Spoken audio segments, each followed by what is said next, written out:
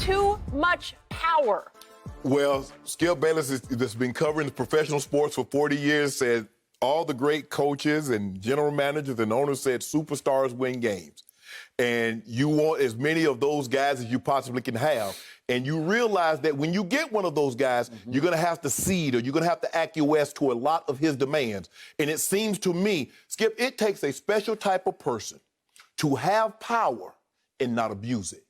And it seems to me... True statement. It seems to me that James Harden realized that he had the power and he abused it. Well, you know what? They're not going to tell me no, so let's stay an extra couple of days so I can kick it with little baby. Let me stay a couple of extra days so I can hang out and go to this city and do that. And so what happened was, and see, now it's starting to come, this is why probably Chris Paul, this is why Russell Westbrook probably had a problem. It wasn't... Well, this story says they definitely had these problems. Yeah, so now we're starting to see, because Skip, something's not adding up.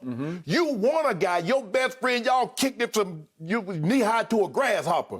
And all of a sudden, he wanted out before James Harden even mentioned anything about getting out. Chris Paul bounced. Dwight Howard bounced. So now you're starting to see it had a lot to do with it. And Skip, I watched it last night. I know, look here. I ain't saying James Harden no workout warrior, but I can tell he ain't worked out not one day. Not one day. he was carrying at least 10 extra, right? Yeah, look, Skip, I ain't saying he need to be like LeBron or have a Giannis or Dwight Howard type body, but this is ridiculous, James. I mean, you are a professional. He hadn't even lifted his hand to trim his beard, right? No, man. He had the big old bushy Kendrick Perkins beard going, right? And I think the thing is, Skip, is that when you look at it, you see James Harden has led the league in scoring 3 consecutive years. You look at the triple, he can go get you a 50-point triple-double. He's in the MVP discussion every year. Every year. You give, he take. And now, all of a sudden, he's like, well, I ain't got nothing else to take. Y'all ain't got nothing else to give. I want to go. And there lies the problem that the Rockets have. Everything they've done over the last 8 years, yes, Skip, they're trying to win a title for themselves, but they gave in to James Harden demands. And now they got nothing else to give. And so now what do? He's like, well, y'all ain't got nothing else to give. Y'all can't bring any more players. Nobody else wants to play with me. Well, get me up out of here. And if I'm the Rockets, I'm going to hold on. James Harden is starting the season. Skip, I know you don't want to tick superstar players off, but I'm holding on because James Harden has basically, by him being the way he is, he's kind of decreased the value of what you can actually get. Skip, that's a superstar. Superstars normally command young players and draft picks. Look what AD got. Look what a Holiday they gave up to get Holiday. And you want to give James Harden away for a bag of pennies and a loaf of bread? Nah, bro, that's not happening. But James Harden, you're wrong for this one, bro. Hey, you're a phenomenal talent, but you're wrong for how you've done this. Okay, I hear everything you just said. The Houston Rockets have fallen deeper and deeper into what I call the James Harden trap because he's hard to hate. He's hard not to love. Right. Daryl Morey just left Houston and left behind a full-page ad thanking James Harden for changing my life, said Daryl Morey. Right. He is a revolutionary talent. We have never seen anybody score the basketball from the perimeter the way James can. We have never, ever, ever seen anybody get to the free throw line the way James can and make his free throws. He shoots more, makes more than anybody in the history of the game. He just shatters the record every year. We have rarely seen a player more durable than James Harden. LeBron's up there, but James is really up there. He just does not get hurt. Right. He will play through any minor ankle sprain, shoulder bruise, and he takes his fair share of punishment at the rim, as you know. You realize that he's been there for 8 years now in Houston. They have made the playoffs all 8 years, and they are the only team in the entire league who has made the playoffs over that span every year. Even, obviously, the Lakers in LeBron's first year missed the playoffs, right? And they had missed it. They had missed it a bunch before, but I'm saying it's just happened to everybody. Everybody's had a bad year somewhere. Even Golden State. Even Golden. Well, they had the worst record in basketball last year. So only Houston can say, hey, we made the playoffs 8 straight times. Now back to LeBron. Obviously, LeBron has earned the right to dictate within the confines of the Lakers, maybe a practice schedule, an off day. I'm sure he does that. I'm also pretty sure LeBron is not late. I'm pretty sure of that. Yeah. I'm pretty sure if they say the bus leaves at X or the plane leaves at Y, LeBron is on time for that, because I just think that's the way he runs his life. Yeah, that's just professional courtesy. And he knows that ultimately that is the first step toward winning. In all the teams I've ever covered, rule number one, and you have said this many times to me, you have to be on time. Got to be. It's offensive to you as a team leader if anybody is late, because they're taking money out of your pockets, because ultimately that's why you're going to lose a playoff game, is because that lack of discipline can carry over. Right. So that's why Russell Westbrook, according to the ESPN story, last year just fell completely apart with James because he was just perpetually late to bus, plane, or film session. After a while, it drove Russ crazy because that Oklahoma City Thunder operation, it was military-esque, militaristic, if you will. Yes. It was on time or pay the fine. Right. And in this case, there was a bubble incident that's written about in the ESPN piece in which Russ is on time for the film session. It's in the playoffs. Here we go. And guess who's late because he scheduled his COVID test right up against the start of the film session? Well, that's just blatant disregard and disrespect. Absolutely. So Russ is offended to the point where he's yelling at D'Antoni, start the film, start it now. And D'Antoni's saying, I can't because I'll just have to run it back. Do you want to watch it twice? Because I'm going to have to show James the same things I'm about to show you. And Russ is just throwing up his hands, and that seemed like that was the beginning of the end. Skip, the thing is that you want your leaders. The thing that worked so well in New England, Skip, is that Tom was on time. He was. Tom did it the right way. Skip, you can't have your leaders be this undisciplined and then expect everybody else to fall in line. They're just going to take the cue from you. Okay, so all the off-day stuff, the rescheduling on the road, all of a sudden James is going to take, if you get an off day on the road, I'm going to take a private flight to Vegas and party for a night.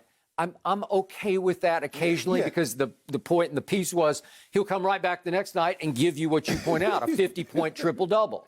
Okay, I'm good with that. I'm good with off days in L.A. where you say, if you're not back-to-back, obviously, let's stay overnight in L.A. Let's stay an extra day in L.A. because it's L.A., it's wintertime. Let's stay there. Let's stay in Phoenix for a day. There's really no winter in L.A. and Phoenix. Okay, I got it. But I'm good with all that. Now let's get back to LeBron versus James Harden. LeBron's earned the right to dictate some off days and practice schedules, but LeBron has paid that off by getting teams to 10 NBA finals. Not 8 or 6 or 4, 10. Right. And he won 4 out of 10. That's payoff. That's earning your right to have that power you talk about. Right. James Harden has gotten the Rockets, even though he's gotten them to 8 straight playoffs, he's gotten them to 0 NBA finals, and he's obviously won 0 NBA finals. He has gotten them to 2 Western Conference finals, and what happened in both of them? Flameouts happened, featuring James Harden. So as great as he's been during the regular season, as hard as he played on defense last year in the regular season, he was top 3 in deflections and loose balls recovered last year. All that added up to what? Well, too many Western Conference Finals flameouts that first year, remember, against Golden State back in 2015. In the closeout game, he went 2 of 11 from the floor, 0 for 3 from 3, and he had an NBA record 12 turnovers. 12 turnovers? This is it. The money's on the table. Really? Was that the Golden State game? Yeah. The one he dribbled it off his foot at the end of the game. Yeah. Okay. Then we got too many. There are too many here for me to even go through. But you remember the classic Spurs closeout game. There's no Tony Parker and no Kawhi Leonard playing for my Spurs at Houston in a closeout game 6. And he got beat by 50. They lost by 39 points. And James in that game had 6 turnovers, shot 2 of 11 from the floor and 2 of 9 from 3. Okay, that's who he is. And then the 2018 Western Conference Finals. This is the closest that franchise got to greatness with James Harden. Remember, they're up 3-2 in large part because of Chris Paul III, right? And then Chris Paul, right on schedule, too often has happened to him, pulled hamstring, gone. Right. Starting, that was game 5. Right. And so 6 and 7, James is going solo. Because they end up winning game 5 to put them up 3-2. They did. They're up 3-2. In games 6 and 7, James was a combined -32. He shot 6 of 25 from 3 combined in those 2 games. And then, game 7, they was missed like 24, 25 straight threes. They did. Okay. I'm showing you he hasn't lived up to the power that has been granted him, right? Right. So he's been through 4 head coaches. This article says he got Kevin McHale fired. And you want to talk about coming from a disciplined system? Kevin McHale was a superstar for a Celtics team that you love, featuring Larry Joe Bird. Yep. And you don't think they were on time? Of course. You don't think they were disciplined? You don't think they did it the right way? Right. And again, CP3 fell apart because he got sick of James, because James, when he knows it's Chris's turn, James, according to Chris, would just stand at half court and say, okay, and just be nonchalant and spectate the whole offensive possession. But Skip, that's his thing, Skip. Yep. He needs the ball, because it's not like he's cutting. It's not like he's setting screens for someone else to get open, Skip. He's just going to lollygag at the three-point line. Yep. Okay, it's your turn. I'm just going to sit back here. That's why he needs the ball. So if he doesn't have the ball, it's not like he's a great off-the-ball player. Nope. He's not like Steph Curry or Klay that's continuously moving. Mm-hmm. He's not sitting backdoor picks for someone else to get the ball. He's like, well, hey, I'm going to do my thing. Hey, he going to call somebody to set a pick for him. Mm-hmm. Skip, I just think the thing is, like I said, it's different in football because obviously you have your superstars. But like I said, that abuse of power, it's a special type of person to know I've got this power, but I'm not going to abuse it. And it seems to me James Harden knew he had that power because he had seen them giving to every of his demands. Yep. And Skip, it's hard. The more you give, the more they'll take. So you got to put, Skip, if my girlfriend say, boy, I got to put a limit on what I give, because most people won't put a limit on what they'll take. Well, very few, almost nobody will. Yeah. And so what did the Rockets do, Skip? Give. James took. Now we got nothing else to give. Skip, what can we trade? We gave up everything to get your boy Russ. Yep. We gave up 4 and CP3. And CP3. So we got nothing to give. So James are like, you ain't got nothing else to give? Nothing. Well, I want to go then. Okay, so you're held hostage by a James Harden, who, by the way, he's no free agent. He's got 2 years left on his deal. Plus an option at almost 50. It's a lot of money. And obviously, he's now giving a longer and longer list of destinations for trade demands. Mm-hmm. I'll go here, I'll go there. Latest is Miami. There was the Sixers.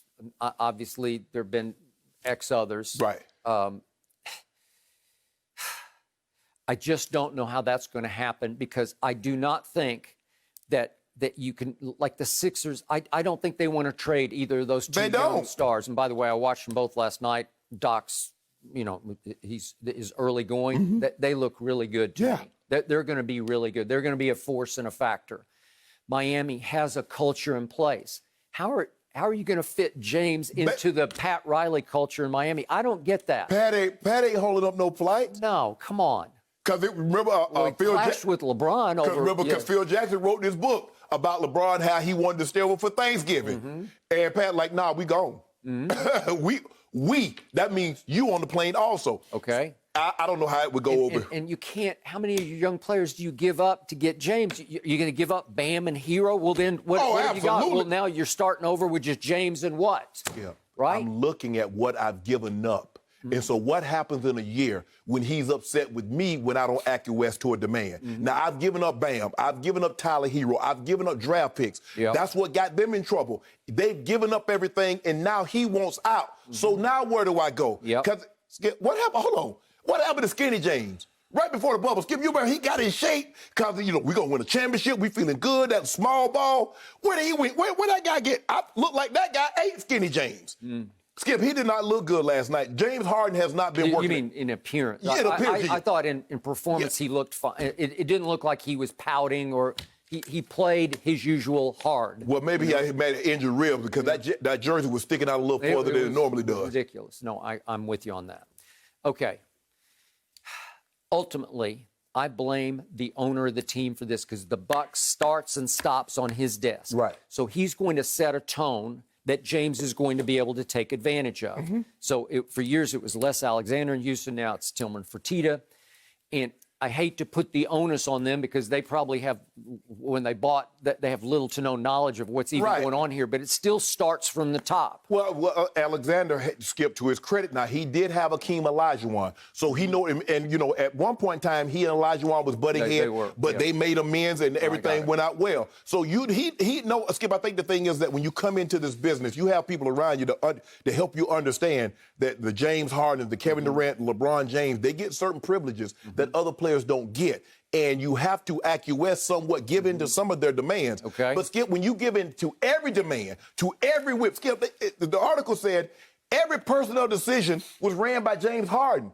The travel play, hold on. You mean to tell me James Harden is going to determine whether or not if we don't have a game on Thanksgiving, what time we practice and what time we eat? Yep. And Christmas and flight schedule? You going to get all that? Okay, so here's my solution to them. This is my advice to them, and I'm going to talk about a guy you know and love, Aaron Rodgers. Yes. What was the big shift in Green Bay?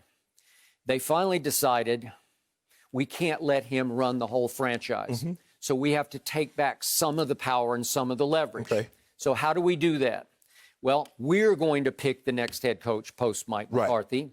We're going to pick a young head coach that we really like, and we think he can be a star in this league. We're going to pick him, but they ain't going to consult you. And we are not going to call you. We will call you only after he has been signed, sealed, and delivered. Right. And there's the big bombshell and Bleacher Report about Aaron got a call from management saying, hey, just want you to know we have a new young head coach.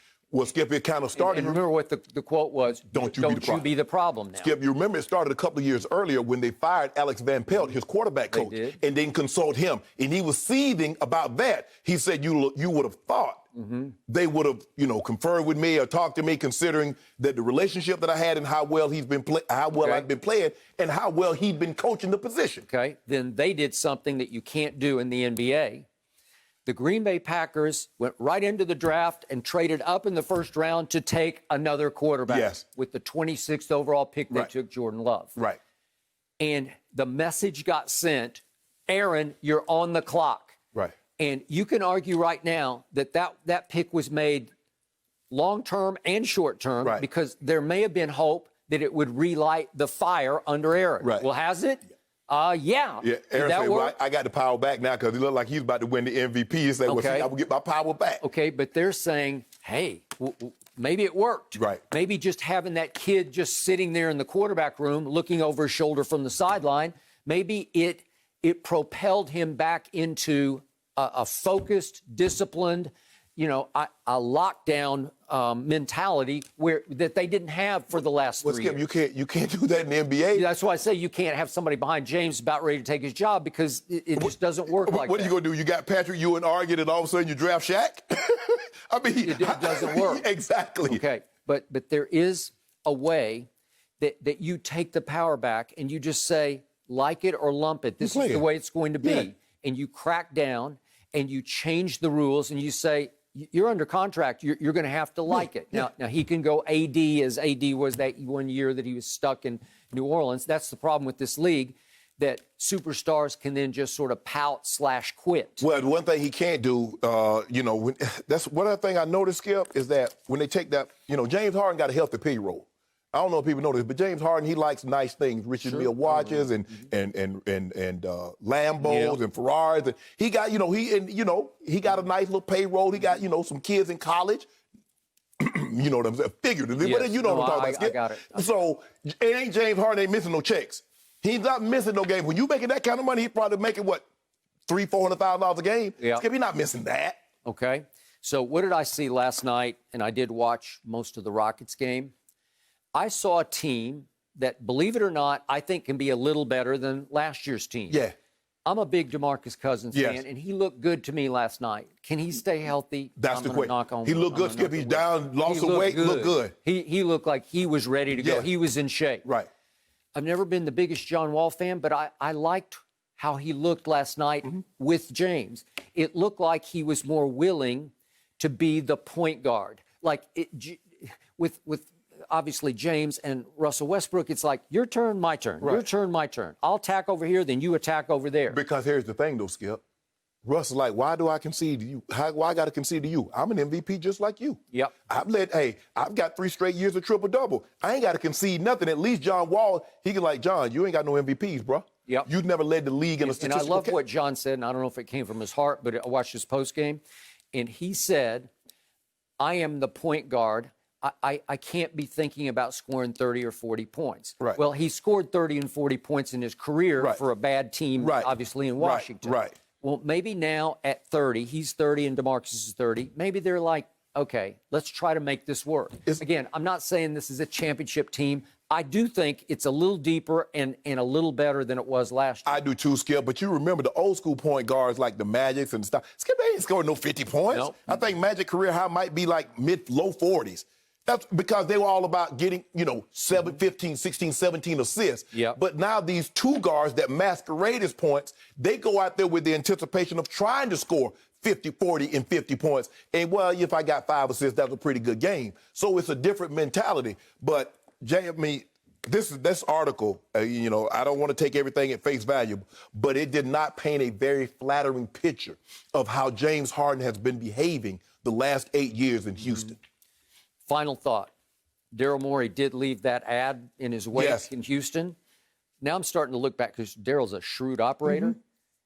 Maybe that was his, so to speak, parting gift to the franchise, as in, I'm going to continue, I'm going to further empower James. You changed my life, and it'll make James feel like, well, then I should be God here, right? That's what Skip, players normally take out ads. When they leave town, thanking the organization, thanking the fans. I can't recall of a president or VP doing that, thanking a particular player. I can't say in any sport that I've ever heard that. Well, I'll be very interested to see just how much Daryl ultimately would give up to get James.